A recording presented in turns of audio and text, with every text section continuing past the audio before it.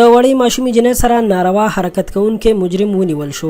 دغه ذلیل انسان څوک ولې دغه کار کړی دی او څه وایي؟ دغه ټول معلومات د هغه له خولې په دې ویډیو کې وګورئ. سلامونه مې قبول کړئ دوستانو، د پښتو پوسټ په یو نوې ویډیو کې مو هرکلی کوم.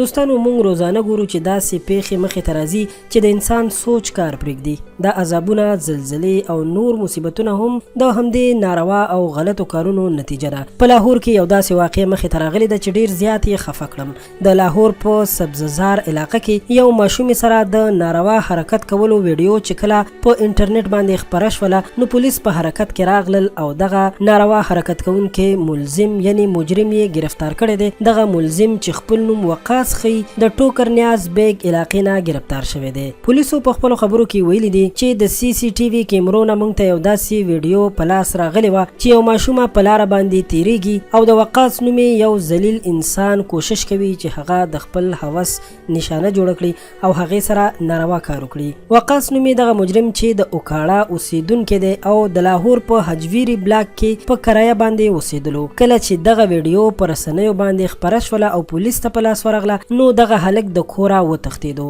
چې پولیسو خپل کوشش جاري وساتو او زر تر زره دغه مجرم گرفتار کو. دوستانو داسې ملزمانو ته سخته سزا پکار ده چې بیا څوک دغسې ناروا حرکت ونه کړي. که دغسې پیښې هر ځای کې مخې ته راځي، که هغه پاکستان وي، که افغانستان وي او یا نور ملکونه وي، باید دغسې ملزمانو او مجرمانو ته سخته سزا ورکړي شي چې نور خلک د دې نه عبرت واخلي، ځکه چې دغسې خلک د معاشرې لپاره د یو جراثیم او ناسور حیثیت لري.